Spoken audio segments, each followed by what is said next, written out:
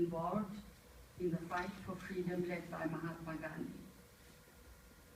Under that great and good leadership, a leadership that led by example, we achieved the first in human history, a nonviolent fight for freedom. My last novel, called Lesser Breeds, was a recollection of that remarkable time. The high ideals that inspired that fight, and how those ideals declined and decayed became the stuff of my writing. And some of the stories in my recent book of short stories are about what is happening in the country today. Well, I suppose I should be thankful for the corruption that crept into national life, because it gave me the material for my novels and also for my non-fiction, because I also wrote political commentary for the Indian Express and other papers for many years. But all writing is, in a sense, politically oriented. What we choose to write about, how we say it, what we choose not to say, are all political decisions. All writers are creatures of their times, and we cannot but reflect the times that we live in. Engaging with one's times has made for a wide variety of unforgettable fiction. To name just a few that come to my mind, we have the works of Dept, of Pablo Neruda and other Latin American writers, of Chinua Achebe, of Salman Rushdie, Faiz Ahmed Faiz, and in India we have such writers as Mahashweta Devi, Kiran Nagarkar, among many others, who have given us powerful political fiction.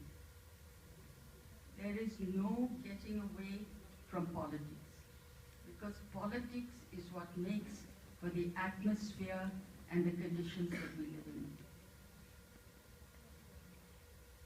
Well, being as deeply involved as I have been in writing a politically inspired literature, it is hard for me to separate the two things at a time when today's political atmosphere has launched an attack on literature and on all the creative arts. In this connection, since I am in Chandigarh, let me pay my respectful tribute to all the writers from Punjab and Haryana who have returned their Sahitya Akademi Awards, to protest against the Academy's long silence when the Kannada writer, Professor Kalburgi, was murdered, and before him, the two Maharashtrian writers, Dabholkar and Pansare, both distinguished rationalists like Kalburgi, who refused to kowtow to superstition. And now we are about 100 writers who have returned our awards. And we have been supported by writers from 150 countries around the world, which shows that human rights are universal and nationality is not a barrier wherever freedom of speech and thought are in danger. And let me also pay tribute to a professor of this university, Shelley Walia, who has written against the destruction of our freedoms. Our battle as Indian writers began as a demand for freedom of expression, but it became a much larger battle when the poor blacksmith, Muhammad Akhlaq, was dragged out of his house in Dadri village and brutally lynched on the excuse that he was a beef eater. The whole country was shocked and repelled by this incident. It raised the whole question of the very meaning of India and of the rights guaranteed to us by our constitution, which gives all Indians the right to live as equals, to worship as they choose, and to eat what they like. Indian citizenship means a celebration of our diversity and our differences, and its very meaning was undone by that hideous lynching of a poor man who had done no one any harm. By that time, our premier institutions, beginning with the Nehru Memorial Museum and Library, which attracts scholars from all over the world, had already been under assault when their qualified directors and heads were dismissed one by one and replaced by obedient servants of the RSS. And this made it clear that disagreement with the ruling ideology or any questioning of it would not be tolerated. But going further, we now see that dissent is being treated as anti-national.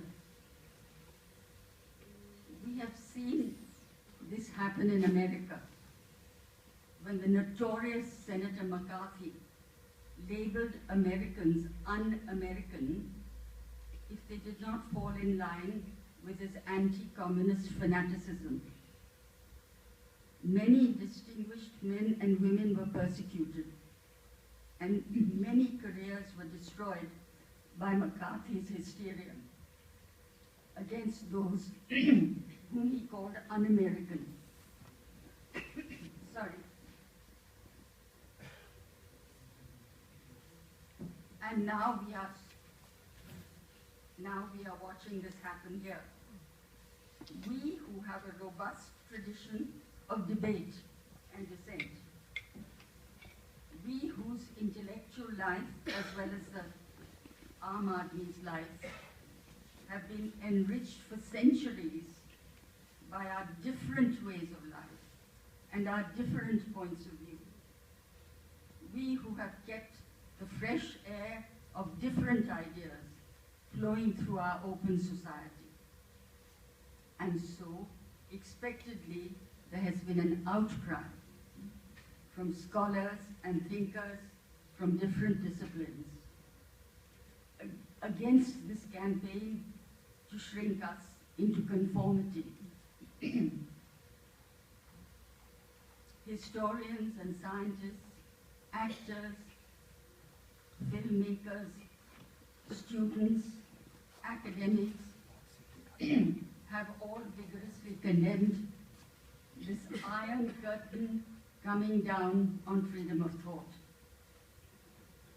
And obviously, assassinations and other forms of criminal violence on those who refuse to fall in line with the ruling ideology must revolt the conscience of every Indian. Historians and academics are rejecting the substitution of myths and superstition for historical research. Scientists are alarmed at the destruction of the scientific temper and the spirit of inquiry, without which no nation can call itself modern. A renowned scientist has returned his Padma Bhushan to the President, saying, and I'm quoting his words, the direction in which today's government is driving my beloved country will make this country a Hindu religious autocracy, unquote. Dr. Bhargav is of course a Hindu himself, And he says in his letter to the President that he has found this Hindutva ideology, and I'm quoting him again, divisive, unreasonable, and unscientific. Unquote. Another passionate protest has come from a retired admiral of the Indian Navy. He's also a Hindu.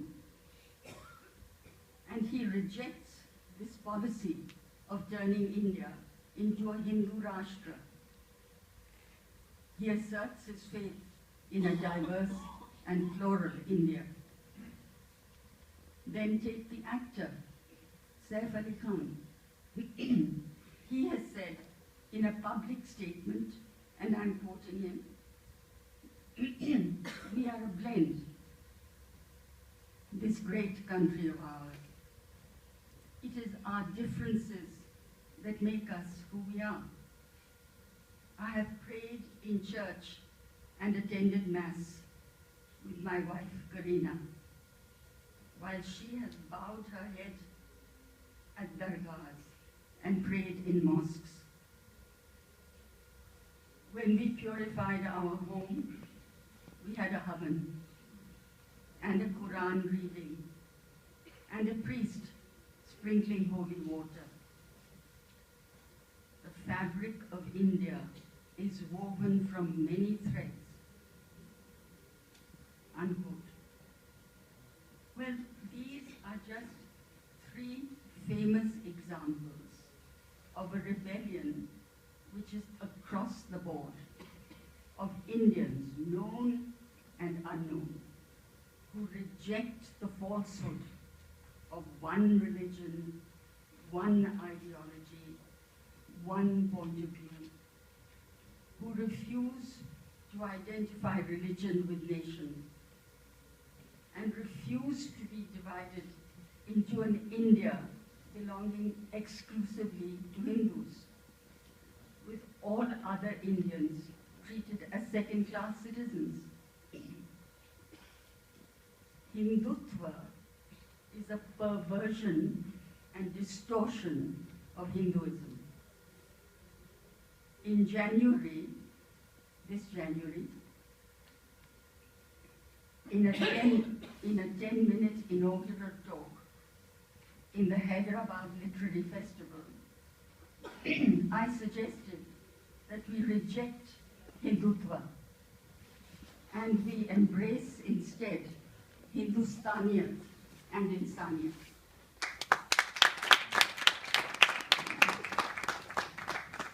What is happening today is that the doors to independent thinking and our traditional openness to knowledge and research are being shut down.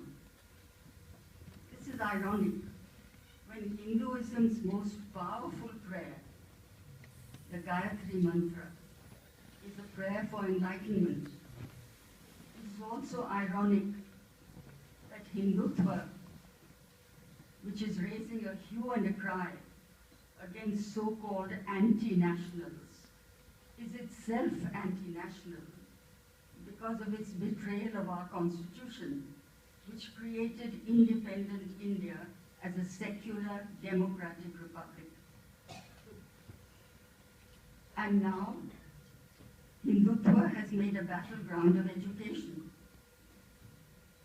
And it is for you, all of you, parents, teachers, students, to consider what this is doing to school textbooks, to the profession of teaching, and to the autonomy of universities.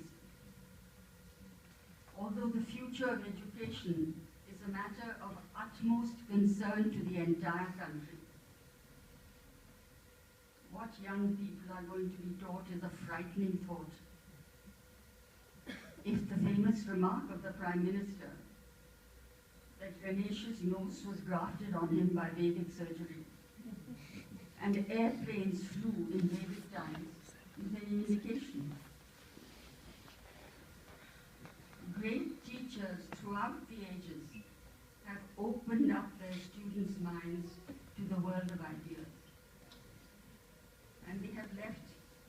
lasting and illuminating influence upon their students. Will teachers now be told what to teach? Last month, it was reported that there has to be a Bharatiya approach to research and education. Do you know what that means? I don't. We might well ask, are we living in the 21st century? Or some fantasy land that has no basis in fact or reason? Already, many of our universities, starting with Hyderabad and JNU, are in ferment against this dangerous trend, with the RSS taking over all educational and cultural institutions and declaring that they must be purged of what they call anti-national elements. In this respect, let me pay tribute to the courageous young men and women in universities across the land who have refused to be bullied and browbeaten by the ruling ideology, and for whom Kanhaiya Kumar has set a shining example. The young are now in the forefront of the fight, not only for freedom of thought, but for the idea of India as conceived by our Constitution, and for all that still remains to be achieved in the way of justice and equality. Our print and electronic media have been talking about a climate of what they call intolerance. Is intolerance the word to describe the disappearing space for disagreement and dissent? It is certainly not the word to describe murder or the violent attacks that are being made by thugs on whatever they disagree with, on books, on book launches, on movies, on music concerts, on exhibitions of paintings, and so much else. The other day in Dehradun, I had wanted to see a film called Bajirao Mastani. It couldn't be shown because a band of thugs turned up and prevented it from being shown. And it was a group of thugs who turned up and hounded the Tamil writer, a famous writer, Perumal Murugan, out of his home and made him stop writing on pain of death. He has been forced to declare himself dead as a writer. Recently, we invited him to Delhi to accept an award, and he said he could not come because he was dead. In his place, I too would have been terrified to be visible again, for fear of harm that might come to me and to my family. Another writer, I forget his name, I think a young Muslim writer, has been told that his fingers will be broken if he goes on writing. Armed with threats, or sticks and stones, or black paint, or guns. But above all, with the knowledge that they have the protection of those in power, thugs are able to force the closure of whatever they disagree with. To date, nobody responsible for these crimes has been brought to justice. And the ruling power stays silent on these outrages. It has also targeted citizens like Tista Setalvar and her husband, who are working for the rights of the victims of the 2002 massacre in Gujarat. Arundhati Roy, another famous writer, has been charged with contempt of court simply because she has written written an article, I think, in Outlook, condemning the inhuman treatment of Professor Sai Baba in jail.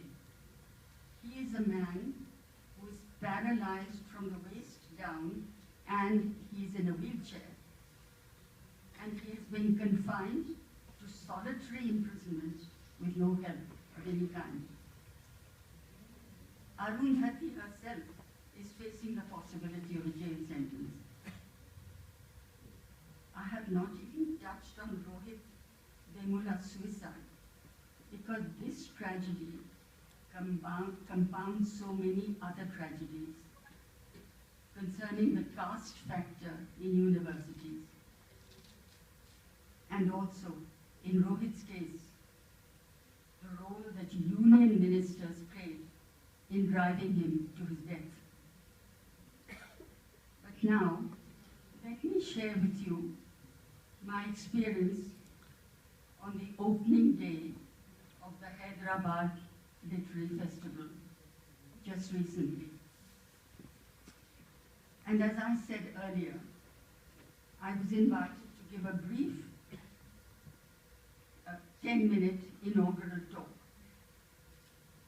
And I spoke much the same as I'm speaking to you now, about matters of national concern and the dangers that we face in the climate that we are now living in. Well, the chief guest on the occasion was the governor of Telangana, as well as Andhra Pradesh. And he got up to speak after me. He was holding in his hand his prepared speech. It was quite a chunk of paper.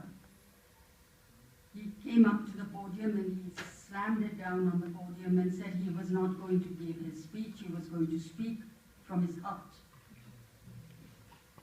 He was obviously upset and very angry because he refuted everything I had said. Referring to me, he told the audience, at the end of this festival, she will realize that in this state we all live in perfect harmony.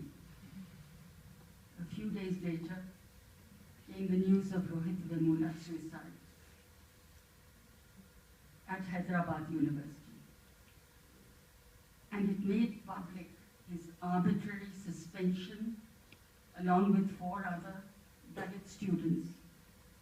It revealed the whole grim and ugly political interference that had caused a brilliant young man who aspired to be a science writer like Carl Sagan to end his own young life.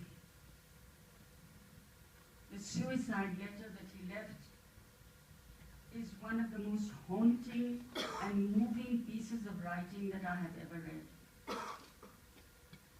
The least we can do is to preserve it as a piece of literature. His death must remain a reminder to us all of the inhuman and unbearable discrimination that Dalits face in our society. No, this was not an example of harmony in the state. But these are the kind of platitudes which we hear and which we must separate from the realities that exist and which we should not ignore. Well, in a situation like this, isn't it obvious that citizens must speak? Writers are doing so in every possible forum.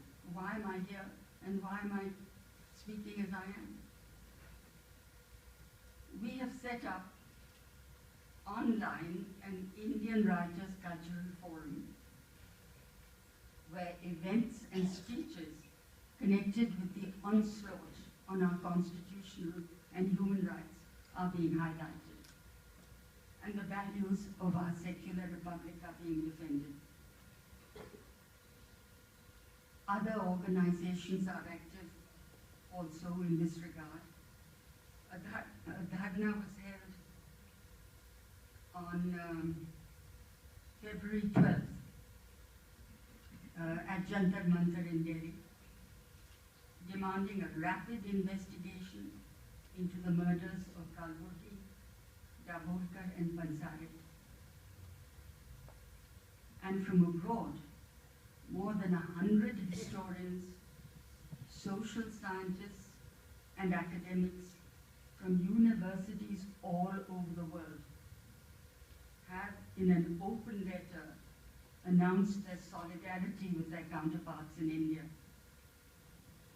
And they have expressed shock and anxiety at the crackdown on the freedom of expression and on historical and scientific inquiry, and on the ongoing move by government to control universities. They regard it as completely un-Indian that distinguished Indian scholars have been killed for the opinions they held, and that millions of unknown Indians now live in fear and uncertainty. And they have demanded that the government uphold our freedoms. And all this gives us much needed support. But in the end, it is Indians, and I mean we Indians who live and work and write in India, who alone can turn the tide. As far as writing goes, I have often made the point that migrant Indian writing is an entirely different genre from the work of those who write from home. There is an irreplaceable bond between soil and story. It is we here who experience India through all our many languages, who daily experience the pride, the shame, the anguish, the sights and sounds, and all the nitty-gritty of being Indian, as no migrant can. And it is we who are affected by all that happens here. It is up to us, especially writers, performers, publishers, teachers, filmmakers, and all those who are in a special position to influence public opinion, to make our voices heard. But ultimately, it is up to every Indian to make it known that he or she will not be party to the unmaking of all that India stands for. Change can only begin at home. You must have heard the authorities calling the writers' protest a manufactured protest. Well, it has been nothing of the kind. It was neither planned nor organized.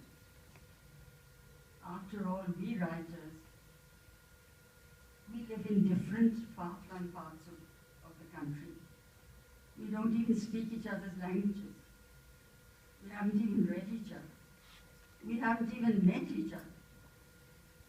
We made individual decisions about returning or not returning our awards. That is the most remarkable fact about this protest. It has been a spontaneous upsurge and a matter of individual conscience. Nothing like it has ever happened in any other country. I was on an NDTV program where this usual accusation was made of a manufactured protest, saying that writers had protested because they were seeking importance. I had to correct my accuser tell him, writers are not looking for importance, they're looking for publishers. The other remarkable fact is the way that the writers' protest has expanded again, absolutely spontaneously, into what we now see, where other voices from other disciplines have come into it, all of them for reasons directly affecting their own professions and institutions and their own rigorous standards of scholarship or artistic performance. We are under siege on many fronts, and we are fighting back. Religious fundamentalism, which is what Hindutva is not religion. It is a disease. And it is women who suffer most from its dictates. We know what it is doing to women in the countries around us. And now we see signs of this archaic mentality here in statements made by leading lights of Hindutva. Statements that tell women that they must be home before dark. They must be housewives and must not take work outside the home. That they must bear a certain number of children to increase the Hindu population, and other such uncivilized orders. Well, it is for Indian women to reject such ideas as totally unacceptable, and for Indian men to support women in the continuing struggle against male domination, which is now getting a boost from this disease of religious fundamentalism. I've said that citizens must speak. At a time when we lack the leadership that we need, the moral responsibility for making a stand rests on us. And that can be done in so many different ways, all of them non-violent. A story that I like to tell is about a Canadian friend of mine. She visited South Africa during the rule of apartheid. She got into a bus and she sat down in the nearest available seat. Well, the conductor came up to her and he said, "Lady, these seats are for the blacks. The seats for Europeans are up front." So my friend replied, "Oh, that's all right. I'm not European, I'm a Canadian." And she stayed where she was. And then, of course, there's the famous case of Rosa Parks, who started a civil rights movement in the USA by sitting in the white section of the bus and refusing to vacate it. So protest can take many forms. And one of them, of course, is always by the words that one puts on a page, what one writes about, and the way that one writes. Pablo Neruda explained his transition from love poetry to political awareness in a poem which he called "Let Me Explain a Few Things," and I'm quoting for it. You will ask, and where are the lilacs? And the metaphysics petaled with poppies, and the rain repeatedly spattering its words. Come and see the blood in the streets. Come and see the blood in the streets. Unquote. But becoming politically aware, Neruda was not prevented from writing odes to red wine or lyrics to the body of his beloved. His personal life and his politics were one, and his writing reflected the whole of him.